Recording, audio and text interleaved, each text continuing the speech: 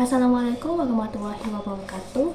Yang terhormat Bapak Tri Setiawan selaku dosen pengampu kelas B3 Governance Birokrasi.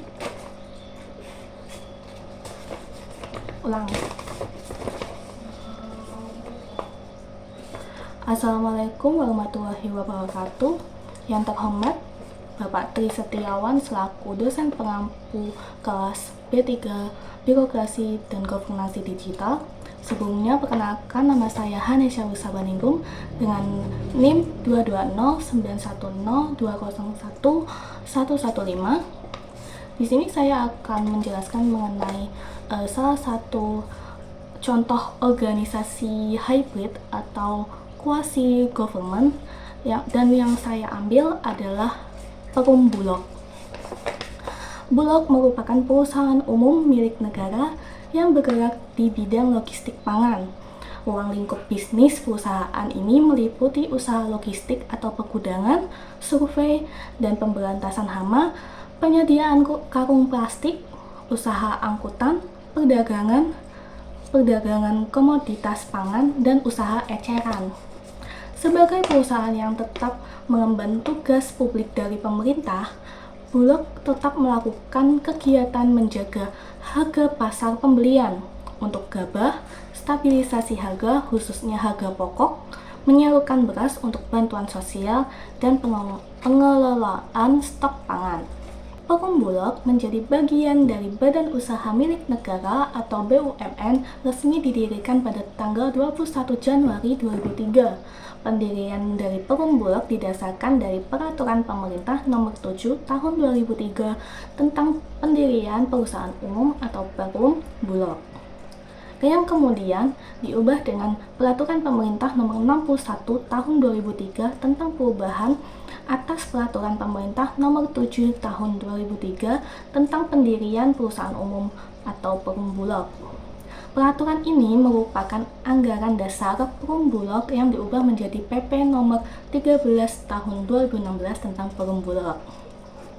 Nah, sejarah pendirian atau terbentuknya Perum Bulog ini bukanlah milik BUMN pada awalnya, namun hasil dari peralihan kelembagaan atau perusahaan, status hukum lembaga pemerintah non-departemen atau LPND, menjadi badan usaha milik negara dalam bentuk perusahaan umum.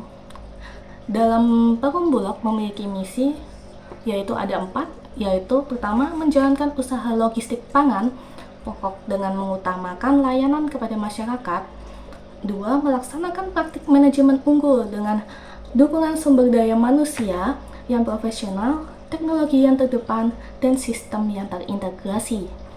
Yang ketiga, menerapkan prinsip tata kelola perusahaan yang baik serta senantiasa melakukan perbaikan yang berkelanjutan.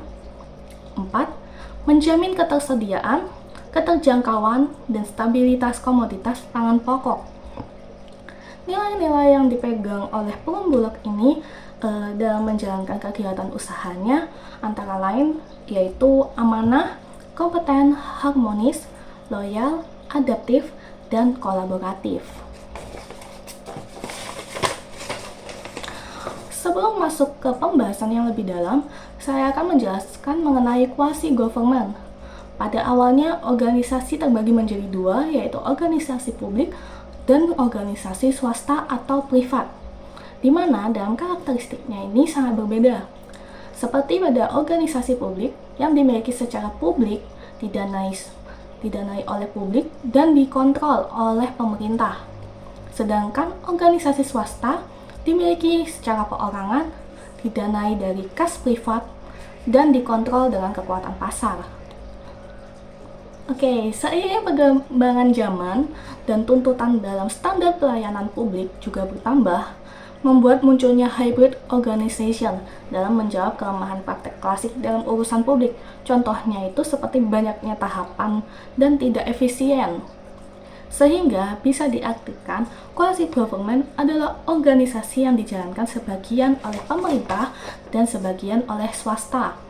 Quasi government juga disebut sebagai government without government, di mana artinya pemerintah menjalankan fungsinya sebagai pemerintah namun tidak menggunakan atau mencerminkan karakteristiknya sebagai sebuah pemerintah. Quasi-government ini juga biasanya didirikan atau didukung oleh pemerintah dengan mandat publik untuk menyediakan layanan tertentu seperti telekomunikasi, energi, air, dan transportasi. Oke, saatnya masuk ke pembahasan soal, yaitu untuk yang pertama, bagaimana gambaran dan karakteristik organisasi Perum Bulog sehingga dapat disebut sebagai quasi-government.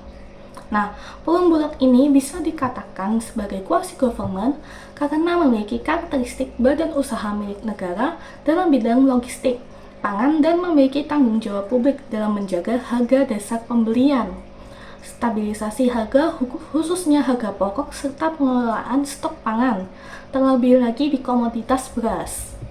Secara privat, Perum Bulog ini diberi kewenangan untuk beroperasi secara komersial dan profesional sehingga dapat menghasilkan laba dan meningkatkan efisien.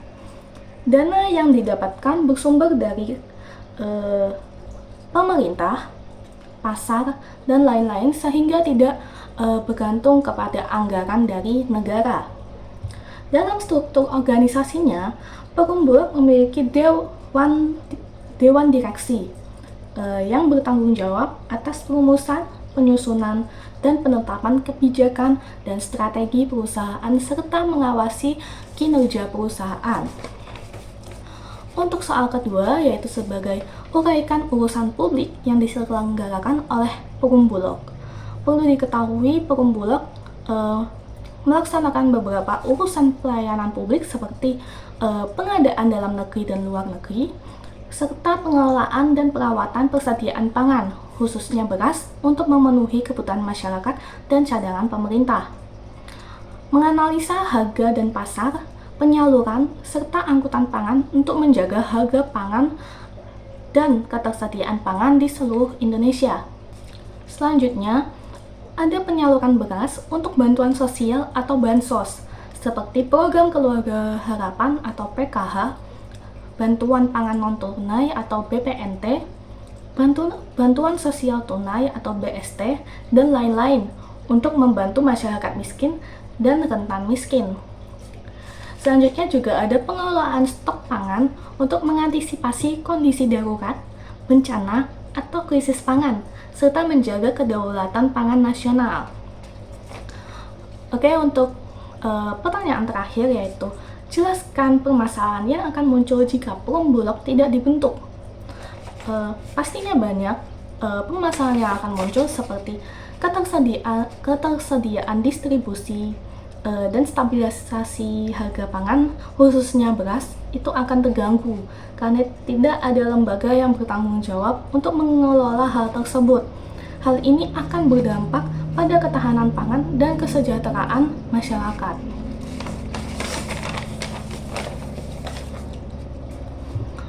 Selanjutnya, penyerapan beras petani akan menurun karena tidak ada lembaga yang menjamin harga pasar atau harga dasar pembelian untuk gabah, sehingga berdampak pada pendapatan dan kesejahteraan petani.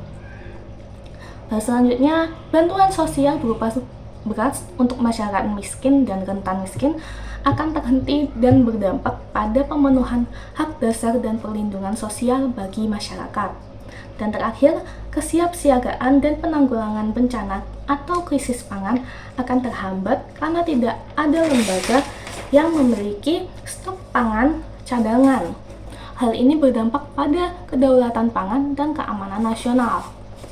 Kesimpulannya adalah quasi-government atau organisasi hybrid telah menjadi kebutuhan penting bagi masyarakat yang mana pemerintah tidak menyediakannya, seperti Perum Bulog yang mengatur dan mengelola persediaan pangan. Pemerintah hanya memberikan peraturan, pengarahan, dan dana dan sektor privat akan mengolahnya. Jika tidak ada yang menyediakan kebutuhan masyarakat tersebut, tentunya akan terjadi kekacauan dan pemerintah akan kewalahan dalam pemenuhan kebutuhan masyarakatnya. Sekian presentasi dari saya. Mohon maaf jika ada kesalahan. Wassalamualaikum warahmatullahi wabarakatuh.